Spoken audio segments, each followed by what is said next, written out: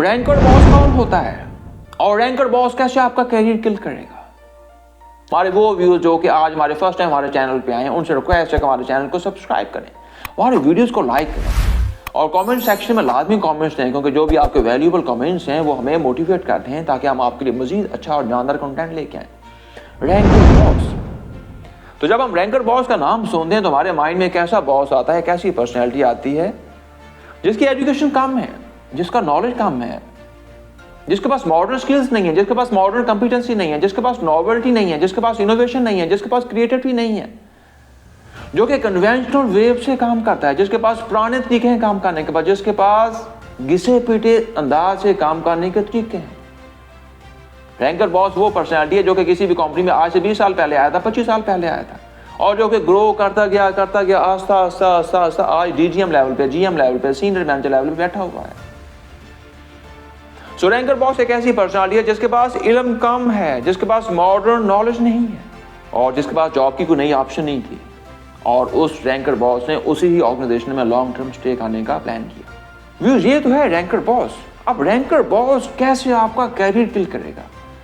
अगर आपका बॉस कोई रैंकर है तो आपको be careful about your career, क्योंकि रैंकर बॉस आपके कैरियर को किल करेगा, आपको किल कर देगा। कैसे किल करेगा? आप यूनिवर्सिटी से फ्रेश ग्रेजुएट हैं या आप किसी ऑर्गेनाइजेशन में आपकी जॉब रोटेशन हुई है, जो आपने किसी नई कंपनी को ज्वाइन किया है, तो वहां पर पता चलता है कि आपका बॉस पिछले 5 साल से 10 साल से 20 साल से बैठा हुआ है और वो है भी रैंकर। तो वो कैसे आपका कैरियर किल करेगा? नंबर फर्स्ट के ऊपर वो उसका आपकी हर बात से कॉन्ट्राडिक्ट होगा। आप कोई भी नई मॉडर्न टूल्स, नई टेक्नोलॉजी, नए सिस्टम, नई प्रैक्टिसेस को उससे डिस्कस करोगे, वो हमेशा क्या कहेगा, ये नहीं हो सकता, यहाँ पर ये मुमकिन नहीं। आपसे पहले बहुत से लोगों ने यहाँ पर कोशिश की, बहुत से लोगों ने ट्राई की, लेकिन हुआ नहीं। हमने उसी ही तरीके से काम करना है जिस तरीके से हम पहले काम कर रहे हैं। नंबर सेकंड के ranker boss resistance to change होता है।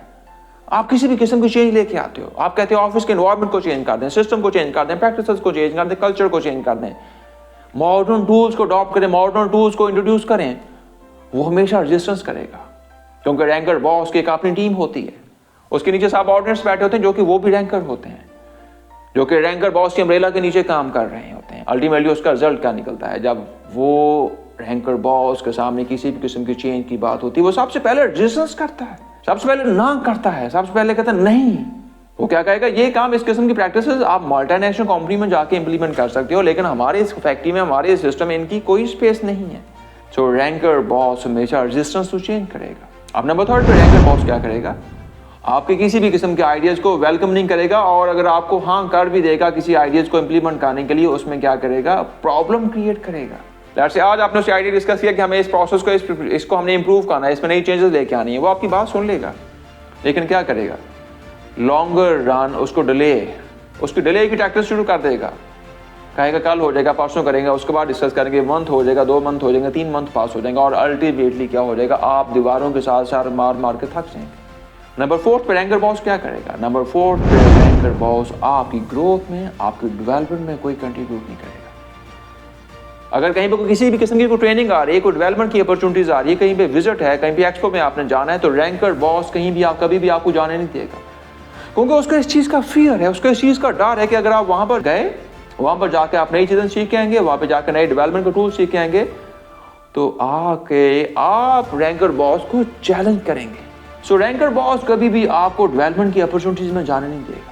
रैंकर बॉस नंबर 5 पे क्या करेगा? अगर आप चाहते हो कि आपने अपनी एजुकेशन को अपग्रेड करना है, कभी भी आपको पढ़ने नहीं देगा। अगर लकीली अगर आपने टॉप मैनेजमेंट से परमिशन ले भी ली आगे पढ़ने की, तो रैंकर बॉस क्या करेगा, जिन दिनों में आपके पेपर्स होंगे उन दिनों में आपकी असाइनमेंट दे देगा आपको, जिन दिनों में आपकी मिड टर्म चल रहा होगा उन दिनों में क्या करेगा, आपको लेयर ऑफिस से छोड़ेगा, और अल्टीमेटली रिजल्ट क्या निकलेगा, आप अपनी यूनिवर्सिटी की एजुकेशन, आप अपनी कॉलेज की एजुकेशन को परफेक्ट वे में, प्रोफेशनल वे में कर नहीं सकेंगे। नंबर 6 पे रैंकर बॉस एक नॉन प्रोफेशनल बॉस होता है। उसके अंदर से नेगेटिव वाइब्स आती हैं, उसके अंदर से नहीं की बात होती है, उसके अंदर से नफी की बातें होती हैं, उसके अंदर से ना की बातें निकलती हैं। उसके काम करने के अंदाज कन्वेंशनल होते हैं, नॉन प्रोफेशनल होते हैं, उनमें किसी भी किस्म की प्रोफेशनलिज्म नहीं होती। और नंबर 7 और लास्ट पे रैंकर बॉस आपका कैरियर किल कर देगा, आपको ग्रोथ करने के, आपको ऊपर जाने के चांसेस कम कर देगा, आपकी डेवलपमेंट के चांसेस खत्म कर देगा, आपकी प्रमोशन के चांसेस खत्म कर देगा, आपको रोटेट करता रहेगा, कभी उस सेक्शन में, कभी उस सेक्शन में, कभी उस सेक्शन में। डिलेज टैक्टिक्स यूज करता रहेगा और अल्टीमेटली क्या होगा, आप उस ऑर्गेनाइजेशन में 2 साल 3 साल 4 साल जितना अर्सा भी रहेंगे, आप अपने आप को हेल्पलेस पाएंगे। आप अपने आप को modern knowledge, modern skills, modern competency से इक्विप नहीं कर पाएंगे। व्यूज, अगर आपका बॉस रैंकर बॉस है तो you must have to be careful, you must have to come more careful, क्योंकि रैंकर बॉस आपका कैरियर किल कर देगा। तो आपके पास सिर्फ 2 ऑप्शन है। पहली ऑप्शन क्या है, या तो उस कंपनी को छोड़ दें, या फिर सेकंड ऑप्शन क्या है, अपना डिपार्टमेंट चेंज कर लें या फिर अपने बॉस को चेंज कर लें। अगर दोनों में से आप किसी भी ऑप्शन के ऊपर अमल नहीं करेंगे, अल्टीमेटली 2 साल 3 साल 5 साल 10 साल के बाद क्या होगा, आपका कैरियर किल हो जाएगा और आपकी ग्रोथ के जितने भी चांसेस हैं, ग्रोथ की जितने भी अपॉर्चुनिटीज हैं, वो खत्म हो जाएंगी। So identify that your boss is ranker, and if your boss is ranker then you must have to become more careful from your boss.